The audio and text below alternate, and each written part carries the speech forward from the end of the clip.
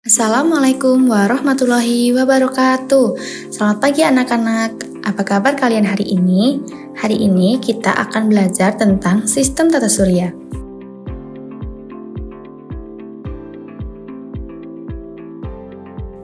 Tata surya adalah kumpulan benda langit yang berputar mengelilingi matahari.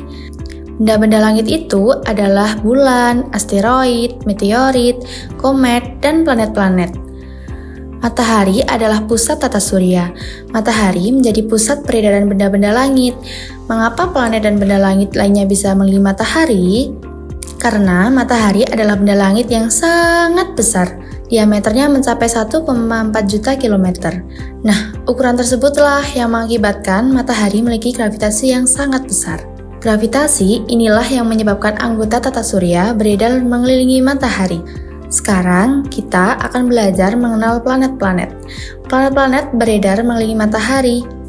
Planet-planet tersebut beredar dalam satu lintasan planet yang disebut dengan orbit.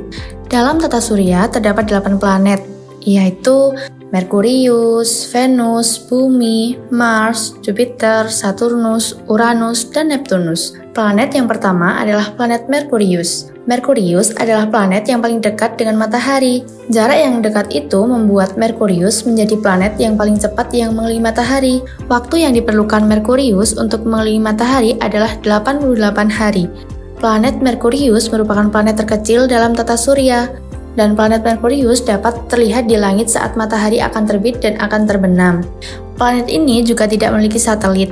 Planet kedua terdekat dengan matahari adalah planet Venus. Venus merupakan planet terpanas dalam tata surya, dikarenakan permukaan Venus tertutup awan atau atmosfer yang tebal. Planet Venus sering disebut sebagai bintang fajar atau bintang kejora, karena Venus tampak seperti bintang di langit timur sebelum matahari terbit, dan bersinar terang di langit barat sebelum matahari tenggelam. Sekali mengelilingi matahari, Venus memerlukan waktu 225 hari. Planet yang ketiga ialah Bumi. Bumi, tempat kita tinggal, adalah planet yang paling istimewa. Bumi adalah satu-satunya planet yang dapat ditempati oleh makhluk hidup. Bumi pun satu-satunya planet yang ditutupi air serta dilapisi atmosfer. Lebih dari 75% muka bumi ditutupi oleh air. Dalam atmosfer terdapat oksigen yang digunakan makhluk hidup untuk bernapas. Bumi berjarak 150 juta kilometer dari matahari. Planet yang keempat ialah Mars. Mars dijuluki planet merah karena permukaan planetnya yang tertutup oleh debu merah. Planet Mars memiliki atmosfer yang sangat tipis. Mars adalah planet yang sangat kering, tetapi ditemukan batuan es di kutubnya. Di planet Mars ternyata juga ditemukan banyak gunung berapi loh.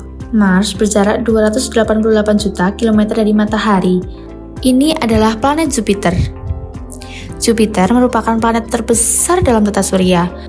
Diameter planet ini adalah 11 kali lebih besar dari diameter bumi.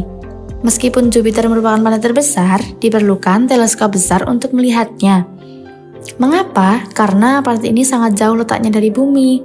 Jupiter memerlukan 11,8 tahun untuk mengelilingi matahari atau 11 tahun 315 hari. Ini adalah planet Saturnus. Saturnus adalah planet terindah. Keindahan planet ini ditujukan oleh cincin besar yang dimilikinya. Tahukah kalian, cincin ini terdiri atas miliaran partikel kecil dari batuan, air, dan es. Waktu yang diperlukan Saturnus untuk mengelilingi matahari satu kali adalah 29,5 tahun. Uranus. Di dalam tata surya sendiri, Uranus adalah planet terbesar ketiga setelah Jupiter dan Saturnus. Kalian tahu nggak sih, ternyata Uranus juga memiliki cincin loh. Namun tidak terlihat jelas dari bumi seperti halnya Saturnus. Oh iya, satu kali mengelilingi matahari, planet Uranus memerlukan waktu 84 tahun.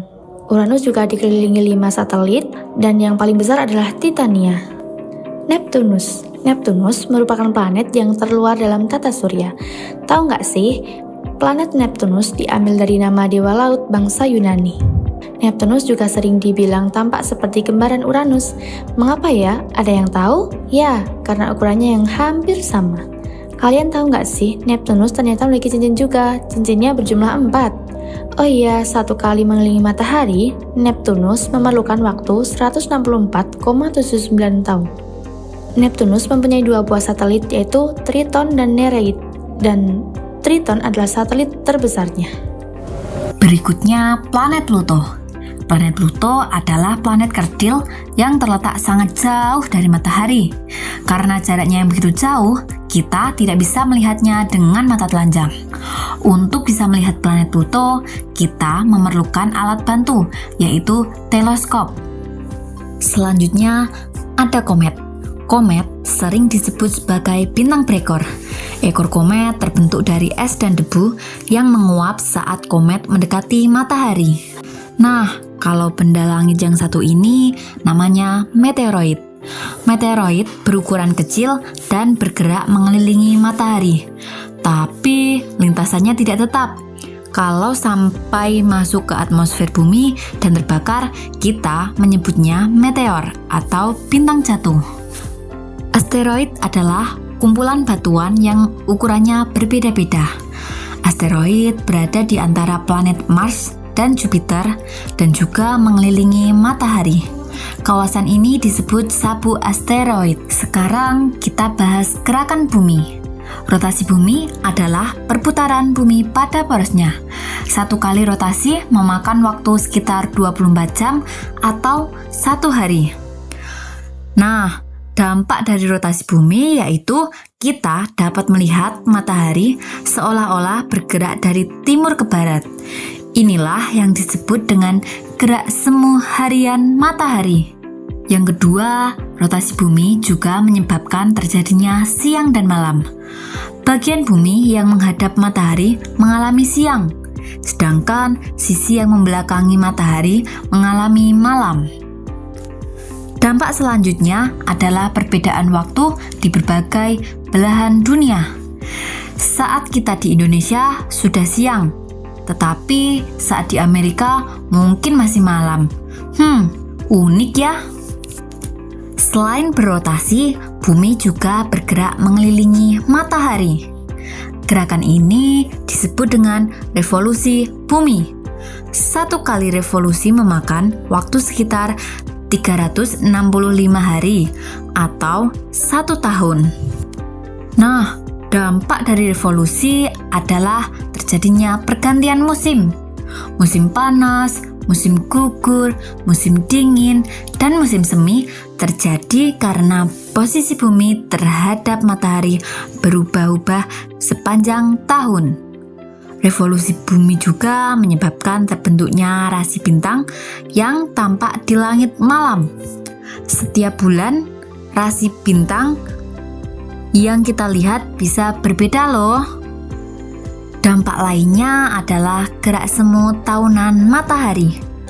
Matahari terlihat berubah posisi sepanjang tahun, padahal sebenarnya bumi yang bergerak. Yuk kita simpulkan pembelajaran hari ini. Hari ini kita telah belajar tentang sistem tata surya, termasuk benda-benda langit seperti matahari, planet-planet, komet, meteor, dan asteroid. Kita juga sudah membahas rotasi dan revolusi bumi beserta dampaknya. Semoga pembelajaran ini membuat kalian semakin tertarik untuk menjelajah luar angkasa. Terima kasih sudah belajar bersama. Sampai jumpa di pelajaran berikutnya. Tetap semangat ya!